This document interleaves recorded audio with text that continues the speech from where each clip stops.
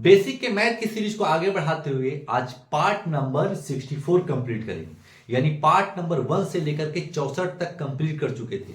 जो भी स्टूडेंट इस वीडियो को देख रहे हैं पार्ट नंबर 1 से देखना स्टार्ट कीजिए। हर एक क्वेश्चन को आपको चैलेंज मिलेगा, क्योंकि क्वेश्चन हम बताते भी हैं और उसका हम सोल्व भी कराने की कोशिश करते हैं, और सोल्व एकदम कंफर्टेबल मोड में। ऐसा नहीं कि उठाया क्वेश्चन और बता दिया कि बनाना समझ में आए या नहीं आए, एकदम समझाने का भी कोशिश कर रहे हैं और स्टेप बाय स्टेप चल रहे हैं। ऐसे कोई जल्दी नहीं है कि आप आए और पट पट कॉपी में उतारें और चल दिए, ऐसा मत कीजिएगा।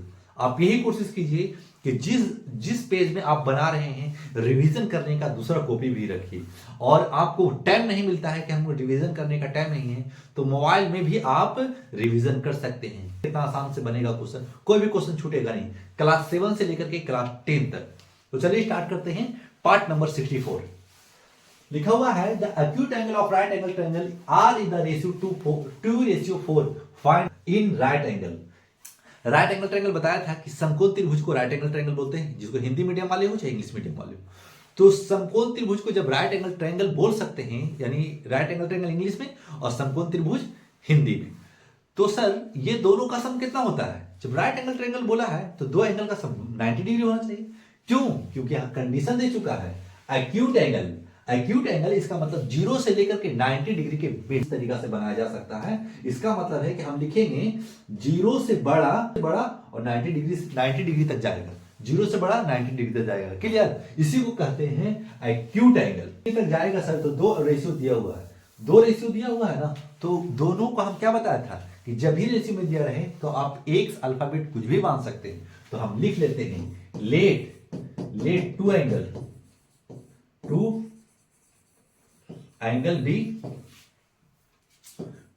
बी 2x और 1x कीजिए चाहे x कीजिए, कोई दिक्कत नहीं होगा इसमें। अब 2 का सम क्या होगा? 2x plus x equal to 90 degree. क्योंकि क्या बोला है इस जगह पे? ट्रायंगल ऑफ द रेशियो इतना find each of the this angles. यानी जब भी राइट एंगल ट्रायंगल बोलेगा ना सम, तो समझ जाएगा ना कि इसका मतलब है कि दो एंगल का सम 90 डिग्री होगा। और ये एक्यूट एंगल इस जगह पे कंप्लीट बता चुका है। जब भी एक्यूट है बोले तो 0 से लेकर के 90 तक होता है, और दोनों का सम 90 डिग्री लिखिएगा। अब क्या कीजिएगा इस जगह पे? 3x इस जगह पे कुछ ना है तो 1 समझिएगा। क्लियर? किसी भी डिजिट को 1 से मल्टीपल कीजिएगा तो वह डिजिट 1 ही रहता है। Equal to 90 degree.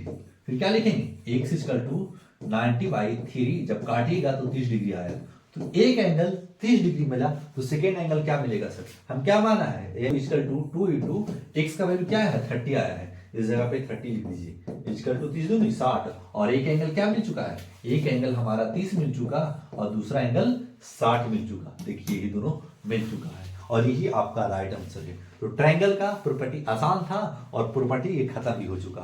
तो ये बेस था, ये आपका बेस। फिर आप कोई क्वेश्चन उठाइए और बनाना स्टार्ट कीजिए। हम उम्मीद करते हैं यही कि आपसे क्वेश्चन बनने लगेगा। जो क्वेश्चन नहीं बन रहा है ना, तो आप मोबाइल का सहारा ले सकते हैं, क्योंकि अगर आपके पास बेस नहीं है तो आप उसी जगह पर अटकते रहते हैं कि यहां से हम आगे कैसे बढ़े। आगे बढ़ने के लिए हम सिखा रहे हैं, आप आगे बढ़ते जाएं, उसके बाद में क्वेश्चन आसान होगा। कमेंट भी जरूर करें, जो होमवर्क दे रहे हैं उसको कमेंट में लिख करके कमेंट करना है कि सर ये इसका आंसर ये मिला, इसका आंसर ये मिला।